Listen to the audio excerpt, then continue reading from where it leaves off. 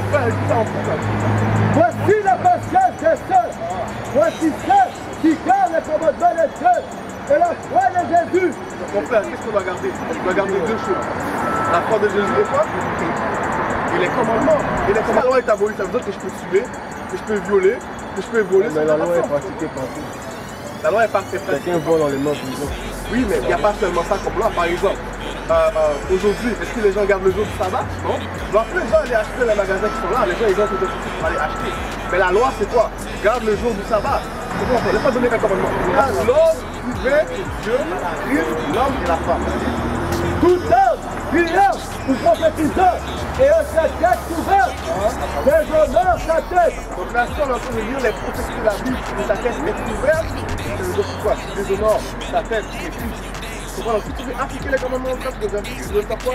Découvrir ta tête. D'accord, tu m'as posé la question, est-ce que je suis noir ou un truc? C'est ça qu'il faut comprendre, mon frère, c'est que Jésus-Christ et Dieu, ils ont des ennemis. C'est toutes les nations qui ont mis son peuple en esclavage.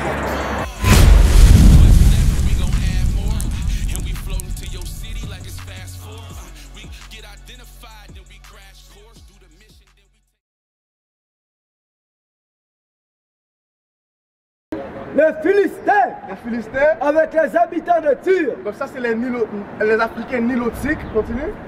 Assurent cette ainsi joué à eux. Toutes ces nations se sont mis ensemble contre le peuple de Dieu. Donc pourquoi est-ce que maintenant Jésus-Christ dirait, hey, c'est quoi? Maintenant j'aime ces nations-là. C'est quoi? Maintenant venez, on se met tous ensemble maintenant la main. Non mon frère. Romains 9 verset 1. C'est ça qu'il faut comprendre mon frère, c'est que Jésus-Christ et Dieu, ils ont des ennemis. C'est toutes les nations qui ont mis son peuple en esclavage mon frère. Romains 9 verset 1. La Bible, mon frère, c'est pour toi, c'est pour moi. C'est pour les Noirs et les Latinos et les natifs indiens. C'est pour nous la Bible, c'est pas pour les autres nations. Romains 9 verset 1. Je dis la vérité en Christ. Donc Paul parle, il dit, je dis la vérité en Christ, vas-y. Je ne mens pas. Ma conscience aussi me redonne témoignage de l'Esprit Saint. Que j'ai une grande tristesse et une continuelle douleur dans mon cœur. Car je pourrais souhaiter que moi-même, je sois séparé de Christ. Pour mes frères. Donc là, Paul dit, j'aimerais ça subir toutes les atrocités que mon peuple subit, j'aimerais ça mettre tout ça sur moi. Il dit, pour mes frères. Pour qui? Pour mes frères.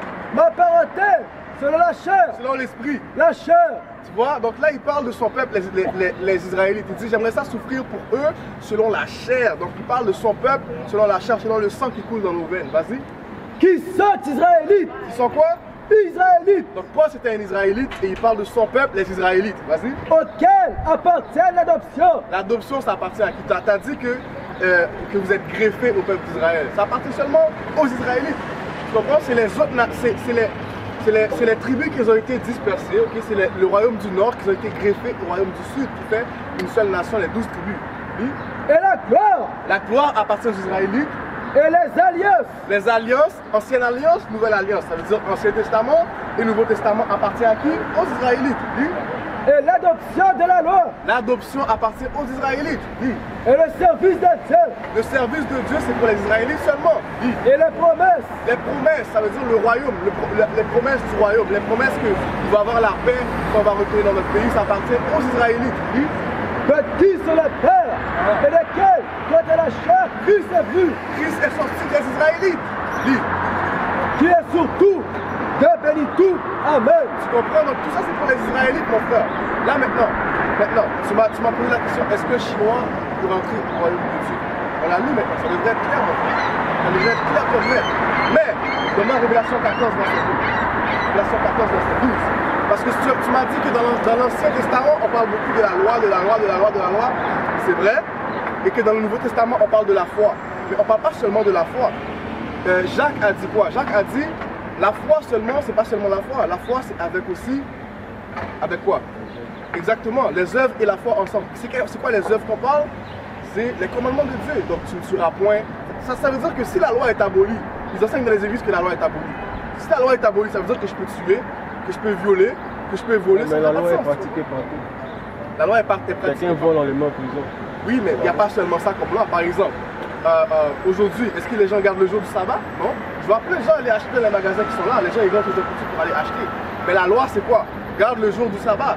Tu comprends? Donc, d'une certaine façon, les gens qui sont ici, ils gardent la loi morale. parce qu'ils savent que bon, si tu voles quelqu'un, ça va faire des querelles. Juste pour garder la paix, ils ont des lois qui sont là pour ça. Mais nous, on parle des lois qui sont dans la Bible. C'est ça. Et voilà 114, verset 12. Mon frère, écoute ça en plus. Voici la patience des saints. Voici ceux qui gardent les commandements de Dieu et la foi de Jésus. Donc, mon frère, qu'est-ce qu'on doit garder? On doit garder deux choses. La foi de Jésus et quoi? Et les commandements. Et les commandements. Qu'est-ce qu'on fait? Laisse-moi donner un commandement. Là, dans 1 Corinthiens, on va faire quoi? On va voir un des commandements de frère. 1 Corinthiens 11 et le verset 3. Mais je voudrais que vous sachiez que la tête de tout homme est Christ. Donc la tête de tout homme, c'est quoi? C'est Christ. Oui? Et la tête de la femme est l'homme. La tête de la femme, c'est l'homme. Oui? Et la tête de Christ est Dieu. Donc là, l'homme divin, c'est Dieu, Christ, l'homme et la femme. Tout homme priant ou prophétisant ayant sa tête couverte, déshonore sa tête. Donc là, si on est en train de lire les prophéties de la Bible, où ta tête est couverte, ça veut dire pourquoi? Tu déshonores ta tête qui est Christ. Tu comprends? Donc si tu veux appliquer les commandements, mon frère, tu veux faire quoi? Découvrir ta tête. Tu comprends? Enlever ta tuque. Tu vas le faire, mon frère? C'est ce que la Bible dit. On l'a lu, mon frère. On lit-le. Dans le close-out. 1 Corinthiens 11, verset 4. Tout homme priant ou prophétisant ayant sa tête couverte déshonore sa tête. Donc quand les femmes vont à l'église, elles écoutent la Bible, leur tête devrait être couverte. De la même façon que quand nous on prie, bien qu'on y avait, on devrait découvrir notre tête. Tu comprends? Donc pour moi, c'est quelque chose que je donne de la Bible. La prochaine fois, tu dois découvrir ta tête comme ça. What is a nation? Nation is family. Nation is community. Nation is men leading by example. Nation is women's support. Nation is children with role models. Nation is unity.